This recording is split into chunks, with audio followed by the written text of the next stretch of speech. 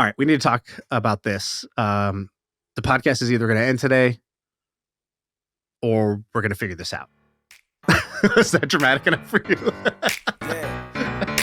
I feel like I can rule the world. I know I could be what I want to. I put my all in it like no days off. On the road, let's travel. Okay. Sam, can we start? Can I start with an apology? Yes. Can I say sorry? Yeah, let me check my notes. I was a little pissy yesterday, and you were on the receiving end of me being a little pissy. We had a fight, an argument, a disagreement, a lover's quarrel. I don't know what you want to call it. We had something, and I want to talk about it here, not just because I'm a sicko and I'm like, ooh, this is good content, Jerry Springer, but also mostly because I found it. I thought about it a lot afterwards. I found it kind of fascinating. And at first I felt really bad. I don't know about you, but I felt really horrible the rest of the day. So without discussing the specifics, I want to talk about what I learned after that fight. Can we do that? Okay. Yeah. Okay. So here's the story. We got in a fight yesterday, and I wouldn't even call it really a fight. It's like every 6 months, there's just disagreements that we had to work through. Exactly. And like most things, it starts off as a misunderstanding, turns into a disagreement, which leads to an argument, which escalates to a fight, and then it kind of de-escalates into a grumpy agreement, and you sort of move on. And can I first tell you why I even wanted to talk about this? Yeah. Do you know who J.J. McCarthy is by any chance? He's a rookie football player. He's a quarterback for the Vikings. So he's a rookie. Yeah. I don't know who he is, but I know the name. Football, he just got drafted, and like any, a team that sucks, they draft a quarterback. They're hoping he's going to turn the franchise around. And he just had their first preseason game, not even in the season yet. And he threw an interception while he was playing. So after the game, he's doing an interview. And I'm scrolling on Twitter and I see this. And I'm seeing this after we have our fight. And the interviewer asks him, she goes, JJ, you go out there, you want to perform well, but you throw that interception, and I'm sure, that didn't feel great. Just talk me through what was going through your mind, and how are you feeling after doing that?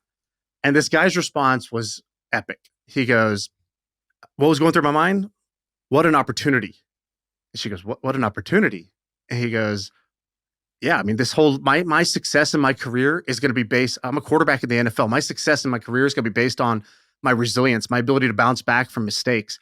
I throw an interception. What an opportunity to learn, to get better, and to improve. And I was like, whoa, fucking mindset alert. I pride myself on mindset. I am a student of mindset. And when I heard that, I thought, wow, that was an uncommon response to a very common situation. I would say most guys are down on it, but then they'll lie and be like, well, I just, next had to focus on the next play, just put it out of my head and just get better, but they're kind of bitter about it. And this guy was so genuine when he said, what an opportunity. And so I kind of had that same thought where I was feeling bad after our fight. And I saw that clip and I thought, okay, what an opportunity for me to learn here. And the reason I think it's an opportunity for me was, we joke on this podcast, I'm generally super laid back. Like, I don't really get easily bothered. I pride myself in having a good mindset. But of course, I'm a human being. I mess up, which is why when I get bothered, it's rare and I suck at it. And so I wanted to tell you some of the things that I reflected on afterwards. I have 5 to 7 thoughts. Can I just read them out to you? Yeah. And Okay. I might have a few as well.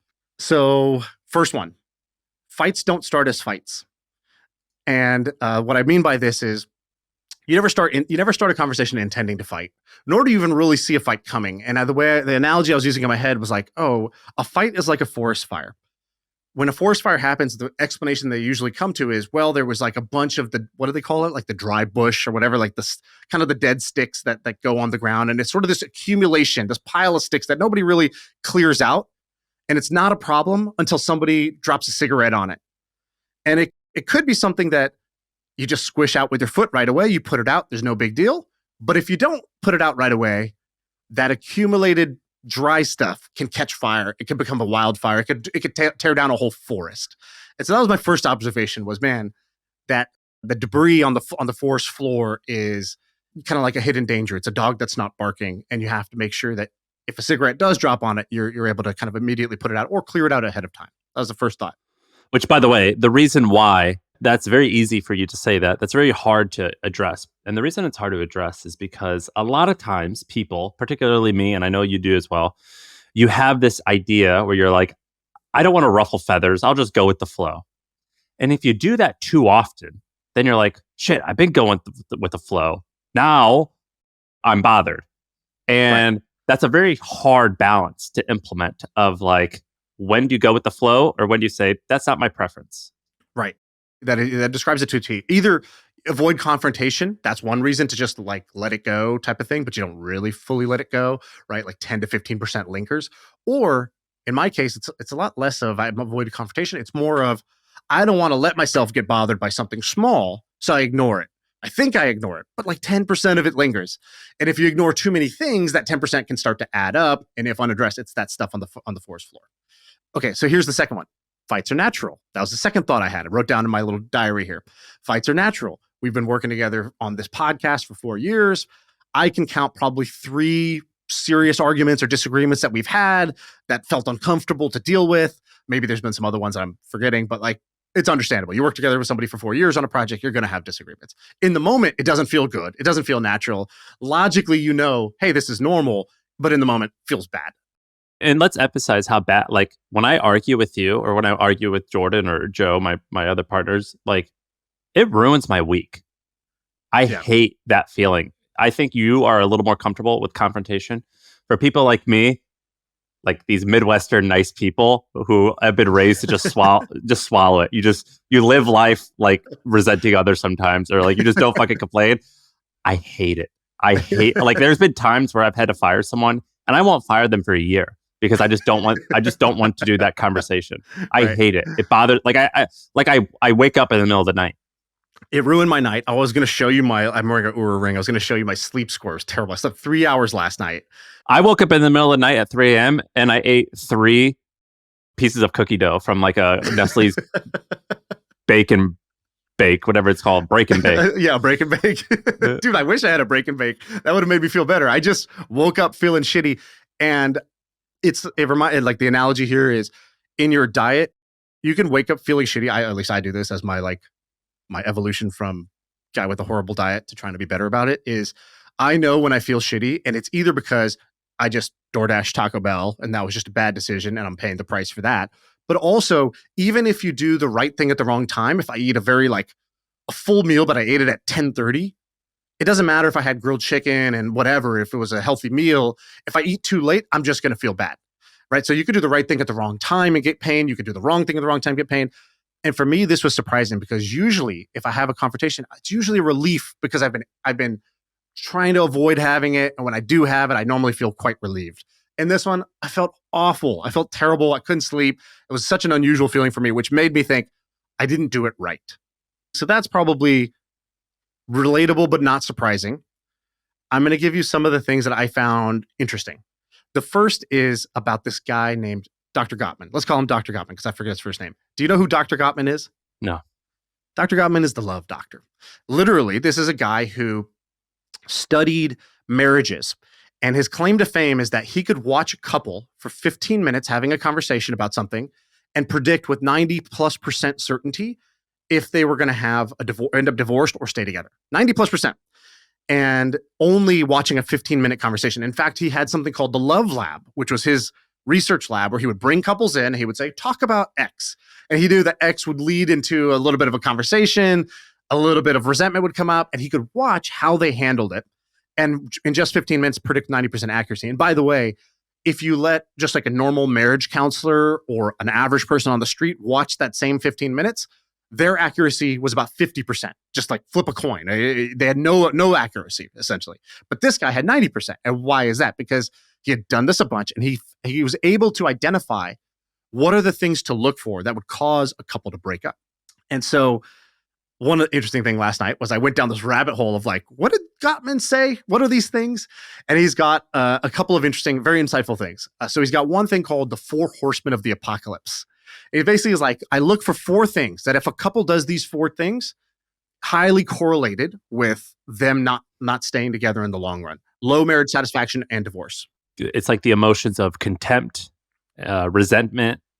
What were the other 2? Close. So it's criticism, contempt, which was the biggest one, defensiveness, and stonewalling. And some of these were gendered. So like men were typically more guilty of stonewalling, meaning wife is bringing something up. He just kind of shuts down, just cuts, kind of like in his mind, he's like, I'm not fighting. In her mind, it's like, you're not even open. You're closing me down and I'm trying to express something to you. But contempt was the one where regardless of gender, if you did these things like an eye roll, anything that's hierarchy, which is like, oh, you're such an asshole, right? I'm good and you're bad. Anything that indicates contempt, it was like one of the worst things that could happen, right? Because it indicates a lack of fundamental respect and equality in the relationship. So he's got that. He had another one, which is a magic ratio, which was they would observe an interaction and they would see that. And by the way, the way they did this was fascinating. Couples talk for 15 minutes and he's encoding.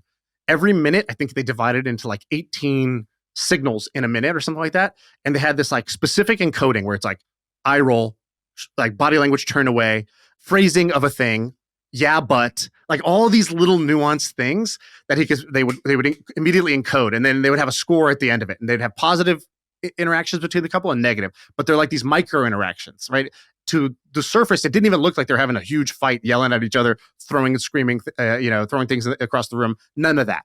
But even in just like a normal conversation, he could get that indication. So he said the magic ratio is 5-1, right? Every couple is going to have negative interactions. That's not avoidable.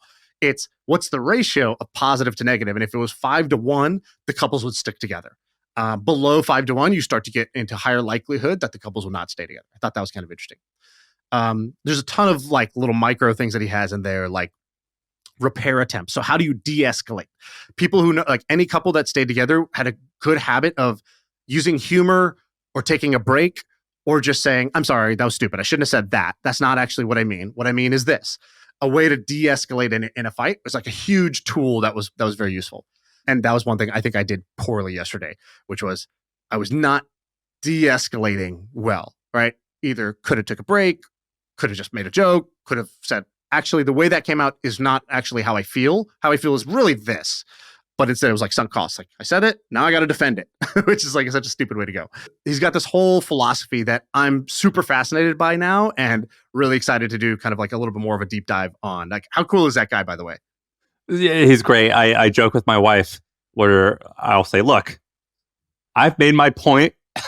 I am dug in. Okay? There is no retreating here. I'm what you call dug in.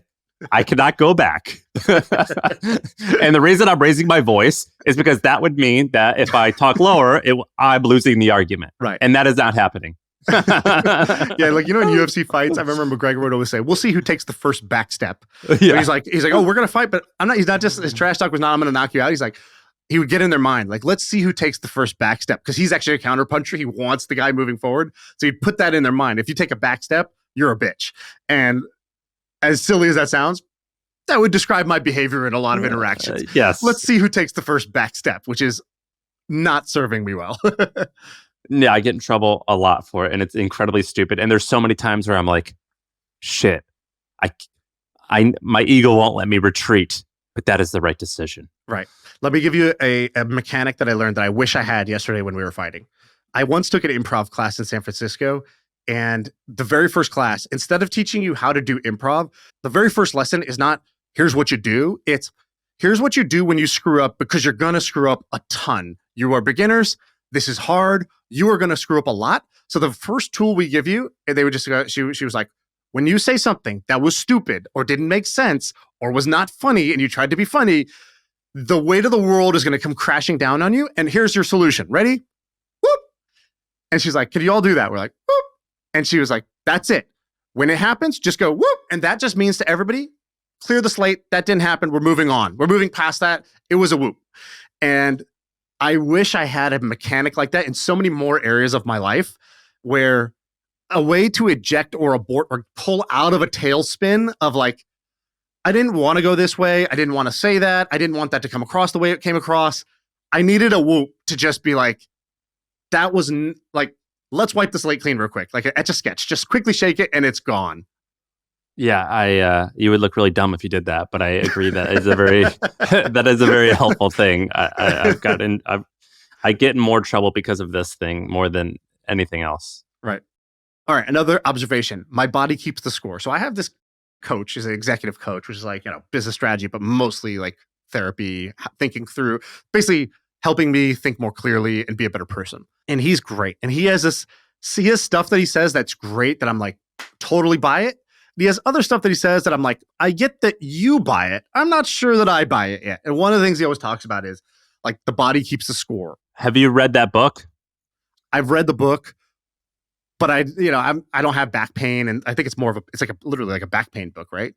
It's sort of. It's basically like the easiest one are soldiers who have PTSD. Right. They feel things physically, and I actually don't remember the entire premise, but I believe it was if you change your body, you can actually change your mind. Right. So he'll ask me. He'll be like, I'll say something. He'll be like, "Where do you feel that when you say that?" I'm like, I don't feel like I said it from my mouth. What are you talking about?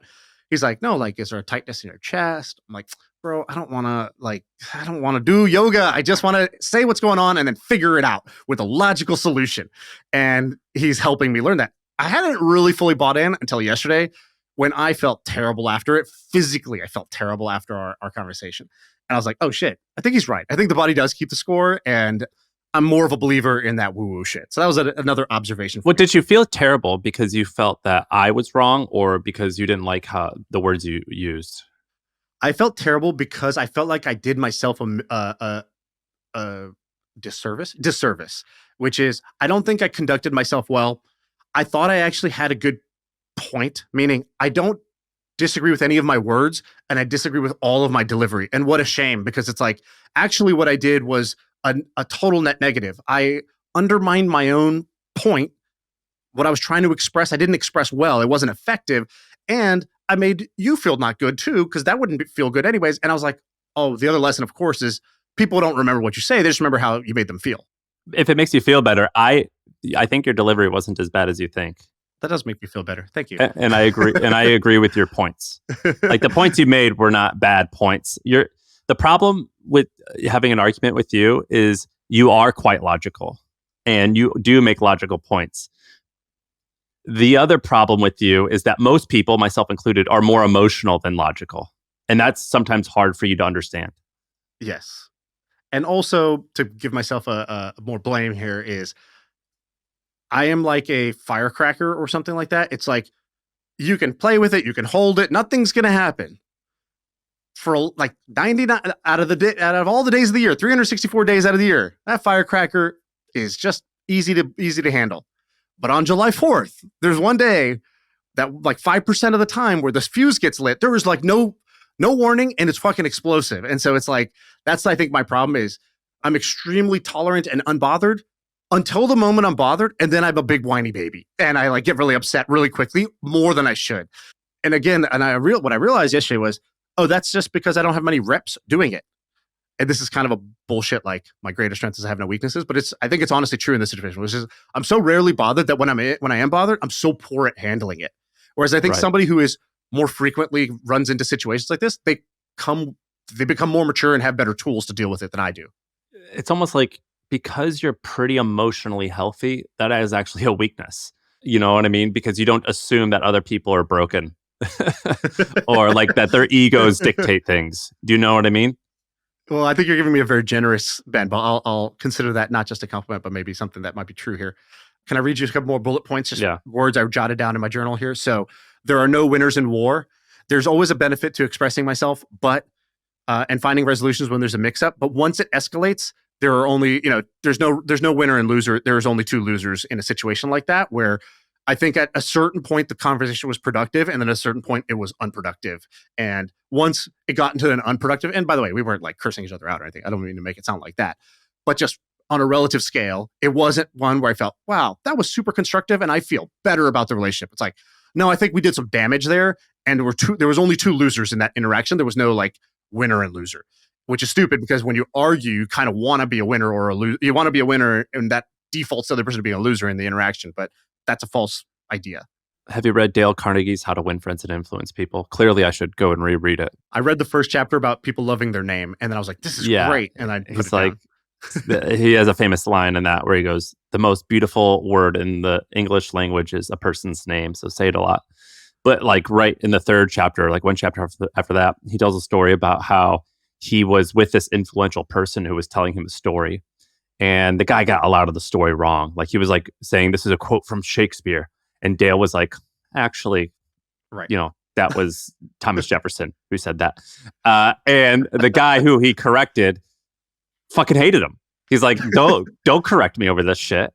And the whole point is like when you try to correct people or argue with them to prove a point, it rarely ever works your way, which sucks because sometimes it makes you feel good to win an argument or to think you won an argument, but it's more often than not a shitty thing. Well, didn't Lincoln also say the same thing? Like never criticize. And I've always had trouble with that idea. I think in the book, How to Influence People, it was like never criticize. I was like, never. Yeah. I'm Lincoln was like, never criticize. Chapters. And I was like, never? How do you function with never criticize? How do you know what accountability? I don't understand. I still don't understand that. Like, what he said in that letter or in that chapter was he'd also said Lincoln would do this thing where he would write an angry letter to someone. And one time he wrote like a scathing letter to someone and he didn't send it. And the reason why he did that was one time he talked shit about this guy and the guy was like, I challenge you to a duel, which was a fight to the death. And Lincoln was like, dude, I'm not doing that. That's insane. I'm sorry. I didn't mean to offend you. I'm sorry. And Lincoln was like, I'm not going to criticize people ever again. And so instead he would write these letters where he would like bitch them out and then just not send them. And he was like, that makes me feel better. Yeah, I'm ready to try that. I still don't fully understand how you do the never criticize thing, but I think they're right, which is rarely does it do any good. Okay, let me give you a couple others. Everybody is the hero of their own story, and convincing them otherwise is a fool's errand, myself included. I recently heard this when I was in Canada at the Andrew Wilkinson's event. I was sitting at a dinner table with Chris Sparling. Chris is Andrew's business partner, who's more under the radar, but a super fun guy. And he's one of my, top 3 dinner party guests. The guy is just electric at a dinner table.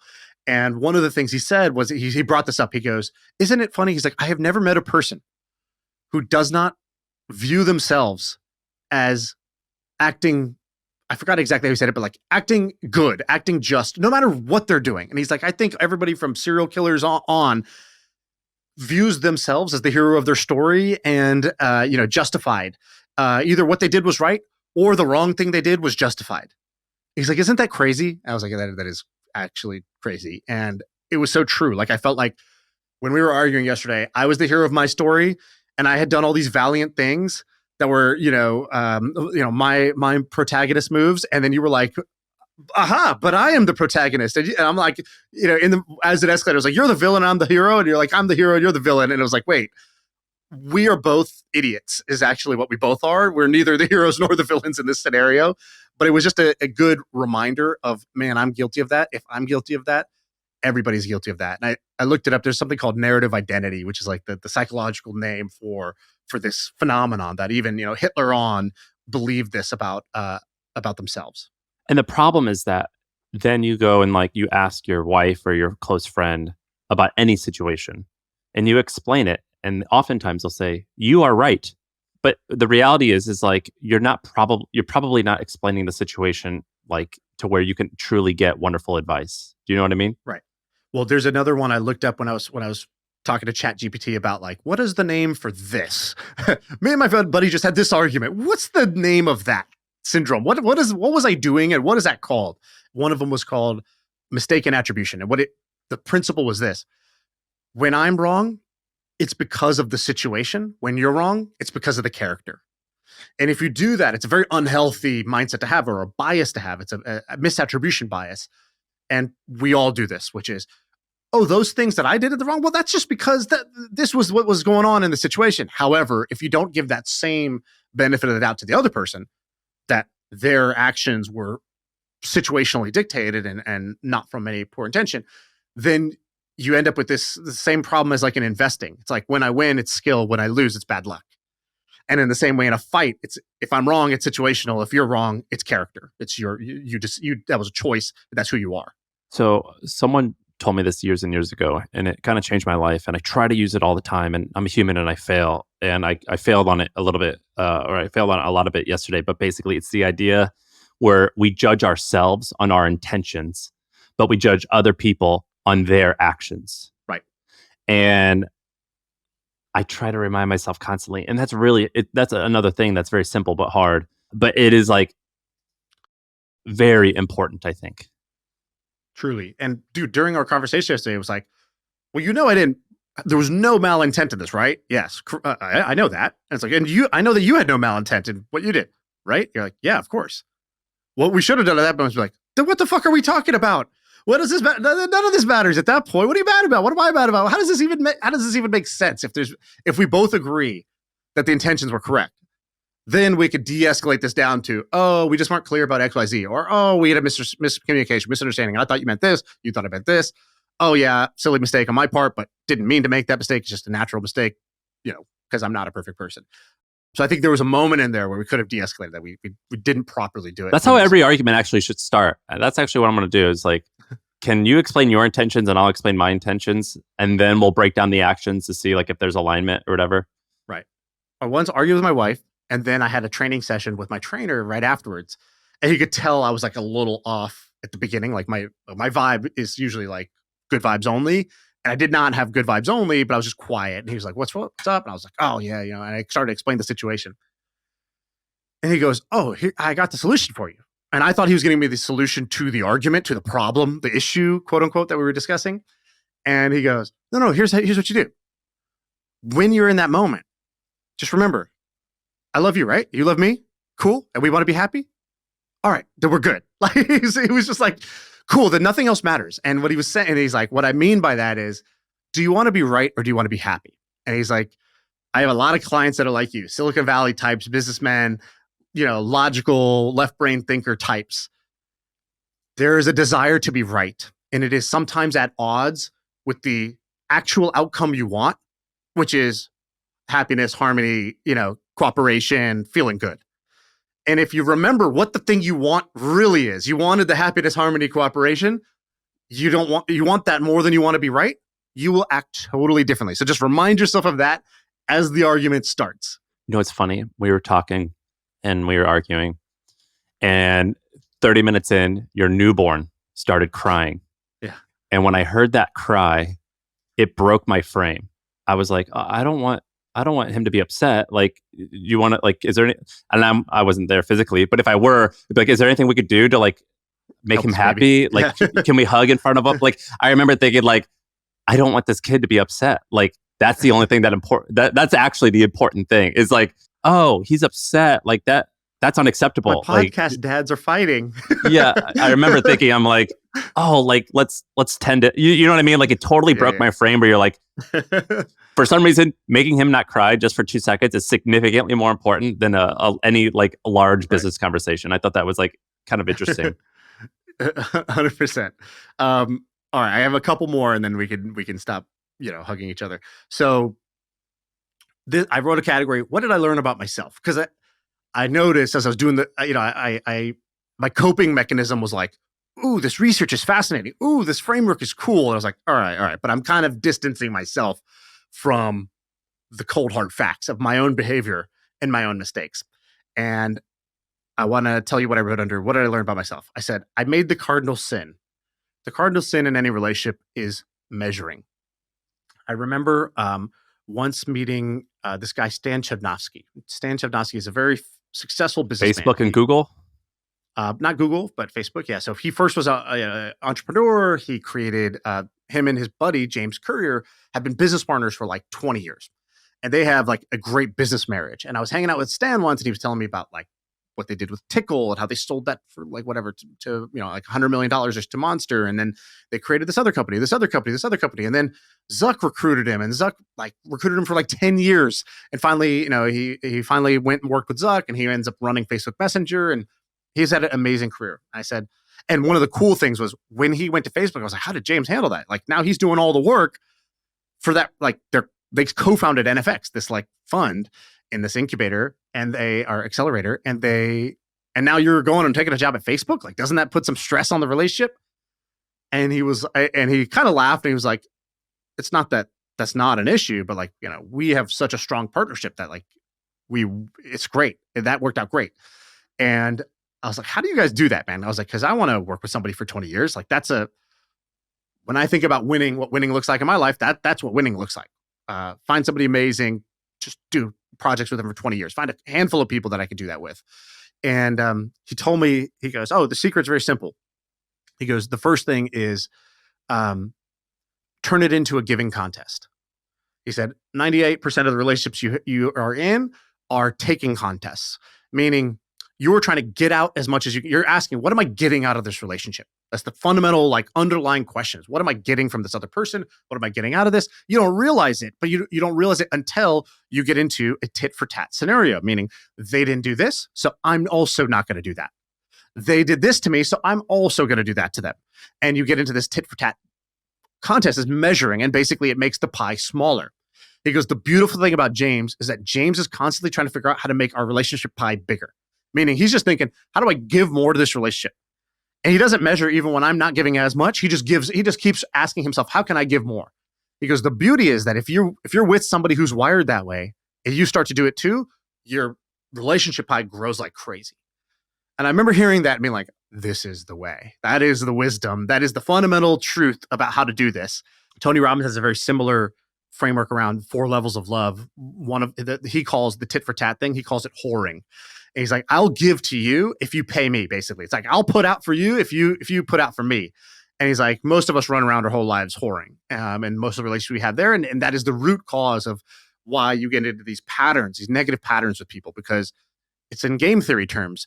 If every time one person even accidentally shortchanges the other, and then you intentionally shortchange back, and then they pick up on that, and then they shortchange back, like, what are you left with at the bottom? Very little.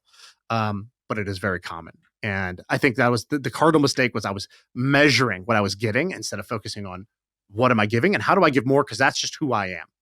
Whereas what I was doing was saying, how can I give so much? Because then I'm going to get back. And that's fundamentally like a measuring scenario, where instead it should just, I want to roll differently. So I think that was probably the biggest mistake I made, I think.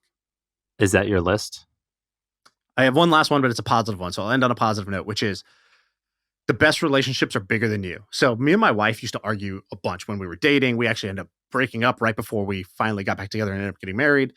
And we broke up because I was like, dude, you're just upset all the time. And I don't really know what to do. Like, I'm just being me. And like, if that upsets you, we should be together. And she's like, no, I'm not upset. I'm like, you're upset. We're upset a lot. We're fighting a lot. This is too much. I don't want to do that. How long were you dating when you broke up? And how long did you break up for? And then how long until you got married? Okay. I think something like, we were probably dating for 2 years, my guess. Broke up for 1 month exactly, and then got back together, and it's been amazing ever since, in a unbelievable kind of way. Meaning, most people are like, oh, people don't change. And if my friend was in a relationship and I'm like, okay, so y'all were fighting all the time, you broke up for a month, she got back together and was like, no, now I'm going to be cool about everything, I'd be like, dude, come on. Are you serious? What are the odds of that? Like, what are the odds that, like, it'll just all turn around? And then it actually did. And one of the things that I would say, it turned around like a 180, let's say a full turn. It turned around like 130, which was great. Huge improvement. And then when we had kids, it's now a full 180, where I told my wife the other day, I was like, dude, when's the last time we fought? And she's like, I don't know. Do we have time to fight? And I was like, exactly. I was like, the best thing about kids is that both you and I have an unspoken agreement, which is, okay, first of all, we no longer doubt each other's intentions. I know you were trying to be great for me and I'm trying to be great for you, and we're not perfect. That's okay. But second to that is, when we do disagree or have an argument, we only let ourselves suffer for like 90 seconds. Whereas you were saying, like, dude, when I have a conversation like that, it ruins my week. It used to ruin our week.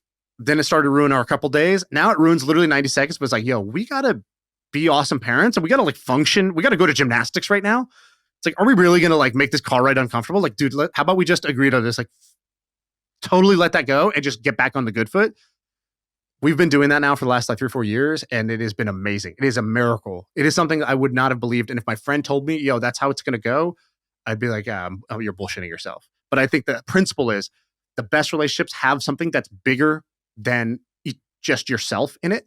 You can't really be selfish as a parent. Your selfishness goes down when you have kids, just because it's really about, at least for me, I should speak for myself, life is very much in service of them. And I will give up so much that I used to never give up for them.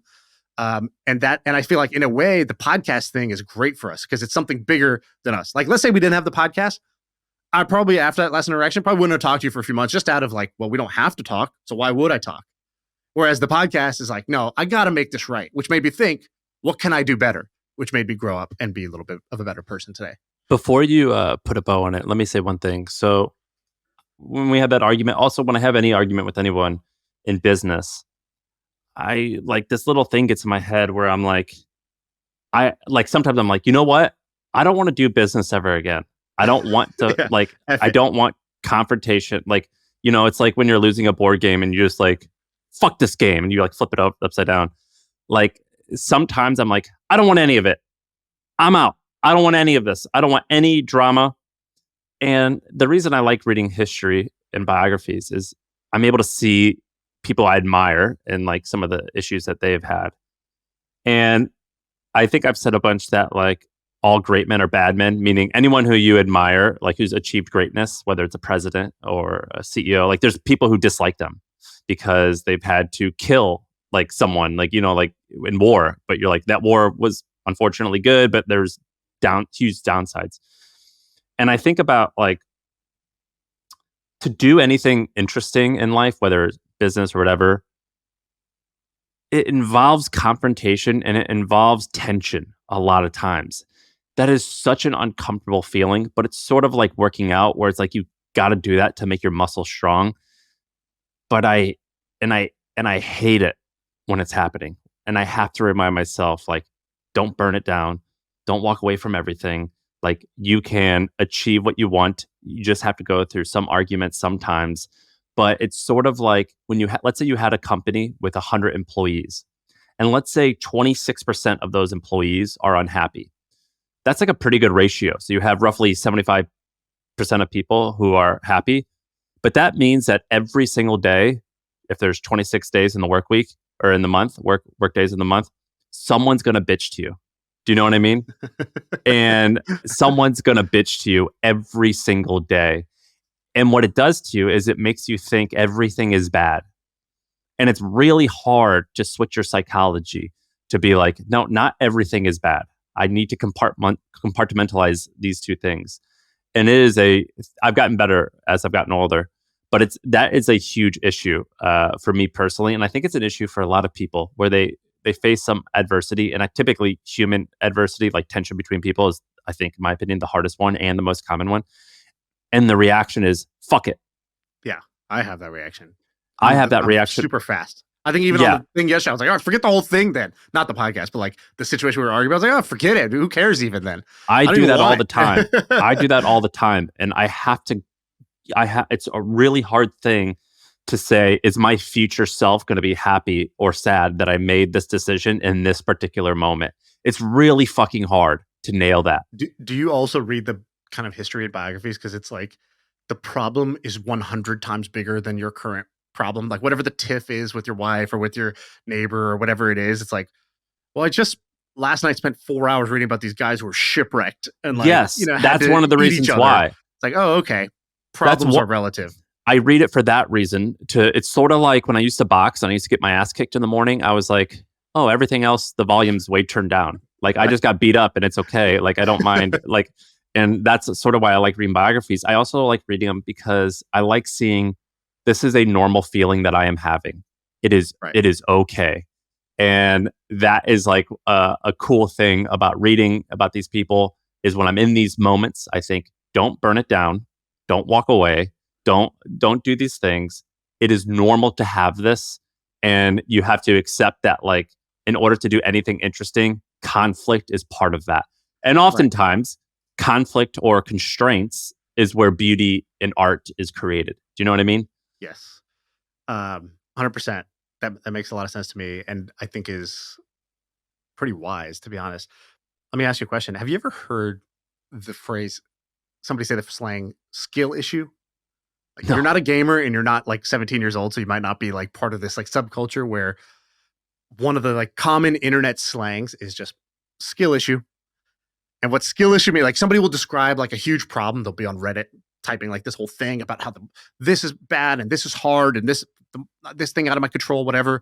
And then somebody will just skill issue. And I think it started with gaming, which is like they're complaining about the game. And then somebody who's better at the game will just say skill issue. And what it fundamentally means is like, there are so many things that we describe as outside of our control or just fundamentally hard or impossible. That's actually a skill issue. Meaning if you had the skill, you wouldn't be bitching and whining about this. That's how I felt about yesterday. Meaning when I started reading the Gottman stuff, I realized, oh, skill issue. Disagreeing and arguing is a skill, and I have a skill issue. I am not as good at it as I could be. And the reason why is when I'm reading his stuff, he's got all these different words to describe things. He's like, I was reading his like encoding of the arguments. It's like cross complaint. What's a cross complaint? I'm like looking it up. I'm like, oh yeah, he just did that. He did a cross complaint. Like that's what that was. That's why that didn't feel good. And he's like, yes, but. And I was like, oh dude, yeah, I did a yes, but, where I agreed, but then I like undermined my agreement right afterwards by the next sentence I said. And I realized in the same way that I once read, like intelligence is the number of distinctions you have on a subject. What that means is if you talk to Eskimos about snow, I have one word for snow. They have like 15, 18, 21 different ways to describe snow. The snow that's a little bit runny, the snow that's really hard, the snow that falls fast, the snow that like behaves differently because they live in the snow. They had to become intelligent about snow. They had to create a vocabulary that described the distinctions because they mattered in their life and they were familiar with them. Whereas somebody who's not so skilled and familiar with snow only has one word. In the same way, as this guy was describing argument dynamics, I realized, oh, skill issue. There are a bunch of words for snow that I don't know when it comes to arguing and arguing well. I think he's even got a book called like Fight Right or something. I haven't read it yet, but it's like, I'm going to go read that. And so that was the last interesting takeaway, which is yet again, skill issue. So many things in my life just come down to that. Oh, losing weight is hard. No. Skill issue.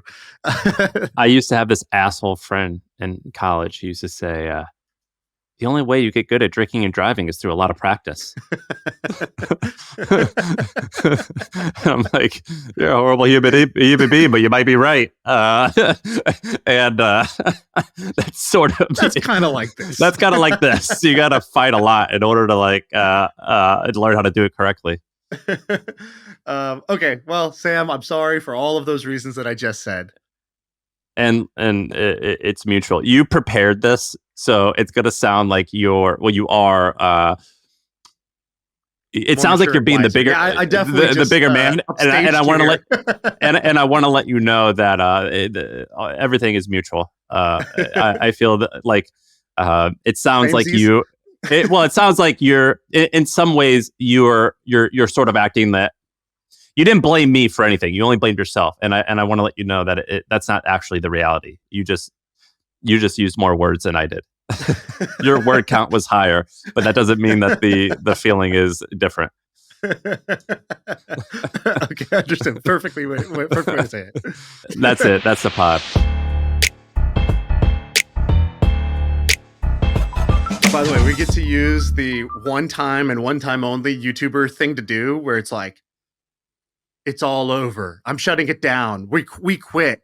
We're breaking up. Like the one time you could fake your own death. You could fake retirement. You could fake your breakup, and everybody wants to click to see the goss. And then it's the boy who cried wolf. You can only do it once, but you get a hell of a lot of clicks that time. So I think we should use it this time. We should title this whatever. Is it's this over. the end of the podcast, or it's over. Sorry, guys. Shaan's apology, or like. We're breaking up. Here's why. some version of that. I feel like I can rule the world. I know I could be what I want to. I put my all in it like no days off. On the road, let's travel, never looking back.